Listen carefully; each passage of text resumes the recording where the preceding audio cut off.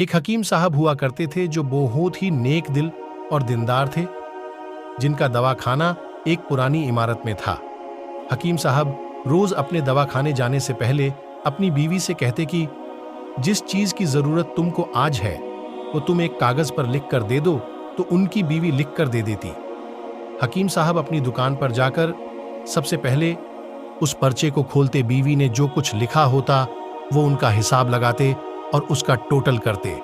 फिर अल्लाह से दुआ करते कि या खुदा, मैं तेरे हुक्म के तमिल में तेरी इबादत छोड़कर यहां दुनियादारी के चक्कर में आ बैठा हूं। जैसे ही तू मेरी आज की जरूरत को पूरी कर देगा, मैं उसी वक्त यहां से उठ जाऊंगा। और फिर यह कभी तो सुबह के 9 बजे या कभी 10 बजे हकीम साहब अपने मरीजों से फारिग होकर अपने घर चले जाते। एक दिन हकीम साहब ने अपनी दुकान खोली और रकम का हिसाब लगाने के लिए पर्ची खोली, तो वो पर्ची को देखते ही रह गए। एक लम्हे के लिए तो उनका दिमाग घूम गया। उनको अपनी आंखों पर विश्वास नहीं हो रहा था, लेकिन जल्द ही उन्होंने अपने आप पर काबू पा लिया। उस पर्चे पर आटे दाल के अलावा उनकी बीवी ने लिखा हुआ था, बेटी के दहेज का सामान। हकीम साहब कुछ देर सोचते रहे, फिर सब चीजों की कीमत लिखने के बाद दहेज के सामान के सामने लिख दिया कि यह खुदा का काम है और खुदा ही जाने। फिर वो अपने काम में लग गए। 1-2 मरीज आए थे जिनको हकीम साहब ने दवा दे दिया। उसी वक्त उनकी दुकान के सामने एक बड़ी सी कार आकर रुकी, लेकिन कार के आने या कार के अंदर कौन है उनको हकीम साहब ने कोई तवज्जो नहीं दी, क्योंकि कई कार वाले भी हकीम साहब के पास अपना इलाज करवाने आते रहते थे। ये सब तो रोज का काम था। जब सारे मरीज अपनी दवा लेकर चले गए तो कार वाले साहब कार से बाहर निकले, हकीम साहब को सलाम किया और जाकर उनकी दुकान में बैठ गए। तो हकीम साहब ने कहा कि अगर आपको कोई दवा लेनी है तो यहां स्टूल पर आकर बैठ जाएं, ताकि मैं आपको चेक कर सकूं, और अगर आपको किसी और मरीज की दवा लेकर जानी है तो आप उस मरीज की हालत बता दें। फिर वो साहब बोले कि हकीम साहब, मुझे लगता है कि आपने मुझे पहचाना नहीं, लेकिन आप भला मुझे पहचाना भी कैसे सकते हैं, क्योंकि मैं आपसे 15 साल बाद मिल रहा हूं। अपनी पहचान के लिए मैं आपको अपनी पुरानी मुलाकात के बारे में बताता हूं। जब मैं पहली मर्तबा यहां पर आया था तो मैं यहां खुद नहीं आया था, बल्कि मुझे यहां खुदा ने भेजा था, क्योंकि खुदा को मुझ पर रहम आ गया था और वो मेरा घर आबाद करना चाहता था। हुआ कुछ ऐसा था कि मैं अपने गांव जा रहा था, तभी हमारी गाड़ी आपकी दुकान के सामने आकर पंचर हो गई।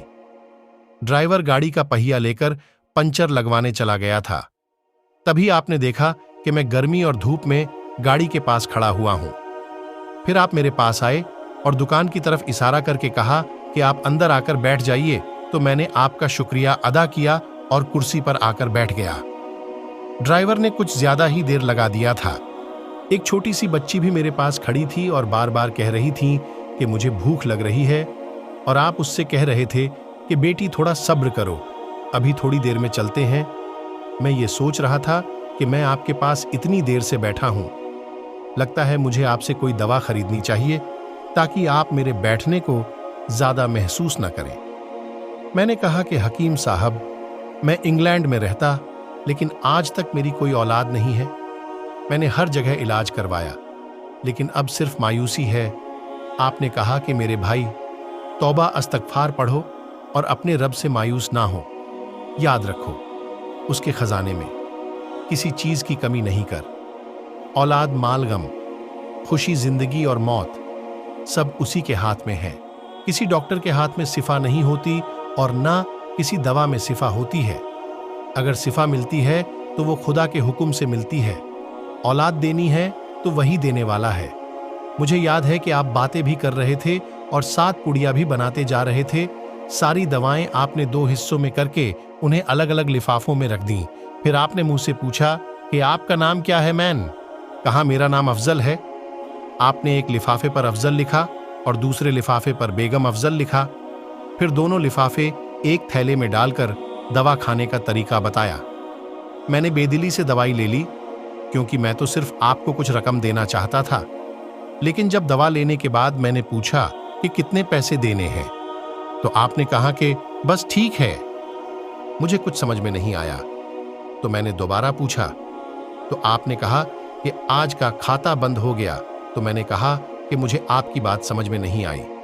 वहीं पर एक शख्स और मौजूद था, तो उसने मुझे बताया कि खाता बंद होने का मतलब है कि हकीम साहब ने आज के घरेलू खर्चे के लिए जितनी रकम खुदा से मांगी थी वो खुदा ने उन्हें दे दी है, ज्यादा रकम वो नहीं ले सकते।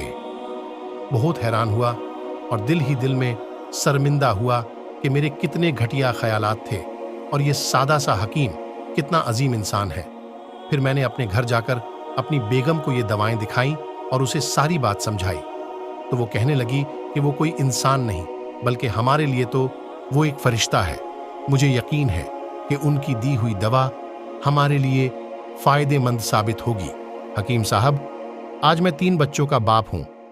खुदा ने आपको हमारी मदद का वसीला बनाया। हम हमेशा आपके लिए दुआ करते हैं। जब भी मैं अपने गांव छुट्टी पर आया तो हर बार मैं आपकी दुकान पर आया, लेकिन मुझे हमेशा आपकी दुकान बंद ही मिली। मैं कल दोपहर को भी आया था, लेकिन आपकी दुकान कल भी बंद थी। वहीं एक आदमी खड़ा था। उसने कहा कि अगर आपको हकीम साहब से मिलना है तो आप सुबह 9 बजे आ जाए, वरना उनसे मिलना मुश्किल है। इसलिए मैं आज आपसे मिलने सुबह सुबह आया हूं। जब 15 साल पहले मैंने आपकी दुकान में आपकी छोटी बेटी देखी तो मैंने बताया था कि उसे देखकर मुझे मेरी भांजी याद आ रही है। मेरी भांजी की शादी इस महीने में ही होनी थी। उसकी शादी का सारा खर्च मैंने अपने जिम्मे लिया था। मैंने उसे पैसे भिजवाए थे कि वो अपनी मर्जी की चीजें खरीद ले। उसे बुखार था, लेकिन उसने किसी को नहीं बताया। वो बुखार की दवाइयां खाती रही और घूमती रही। फिर एक दिन वो बाजार में बेहोश होकर गिर गई। अस्पताल ले जाने के बाद पता चला कि उसे बहुत तेज बुखार है और वो बेहोशी की हालत में ही दुनिया से चली गई। उसके इंतकाल होने के बाद न जाने क्यों मुझे और मेरी बीवी को आपकी बेटी का ख्याल आया। हमने ये फैसला किया कि हम दहेज का सारा सामान आपकी बेटी के लिए पहुंचा देंगे और अगर शादी जल्द हो गई तो सारा इंतजाम खुद ही करेंगे, और अगर अभी कुछ वक्त हुआ तो नगद रकम पहुंचा देंगे। मेरी आपसे ये गुजारिश है कि आप इन सब के लिए मुझे मना नहीं करेंगे। सुनकर हकीम साहब हैरान और परेशान थे और फिर बोले, अफजल साहब, आप जो कुछ कह रहे हैं मुझे तो यकीन नहीं हो रहा। मैंने आज सुबह बीवी के हाथ से लिखी हुई पर्ची देखी तो घर के खाने पीने के सामान के साथ बेटी के दहेज का सामान लाने को लिखा हुआ था, और आप खुद देख लें कि पर्ची पर क्या लिखा हुआ है। यह कहकर हकीम साहब ने पर्ची अफजल साहब को थमा दी। अफजल साहब ने जब पर्ची देखी तो वो देखकर हैरान हो गए। उस पर लिखा था कि यह खुदा का काम है, खुदा ही जाने। हकीम साहब ने कहा कि अफजल साहब, यकीन मानिए, जो भी मेरी बीवी ने पर्ची में लिखी हो, आज तक ऐसा नहीं हुआ कि उन सब चीजों को लाने का बंदोबस्त नहीं हुआ हो। आपकी भांजी की वफात का मुझे बहुत अफसोस है, लेकिन मैं उस पाक रब की कुदरत पर हैरान हूं जो हमें क्या क्या मोजेजे दिखाता है। इस तरह हकीम साहब की बेटी के दहेज के समान इंतजाम होता है और बड़े धूमधाम से उनकी बेटी की शादी हो जाती है। दोस्तों, ये कहानी तो यहीं पर खत्म हो जाती है, मगर इसमें हमारे लिए सबक ये है कि अल्लाह ही पर भरोसा करना चाहिए और अल्लाह से कभी ना उम्मीद नहीं होना चाहिए, क्योंकि अल्लाह फरमाता है कि मायूसी गुनाह है। तुम मुझ पर यकीन करके तो देखो। दोस्तों, आपको यह कहानी कैसी लगी कमेंट जरूर लिखें। ISC ही कहानी सुनने के लिए हमारे साथ बने रहे, सब्सक्राइब करें। शुक्रिया।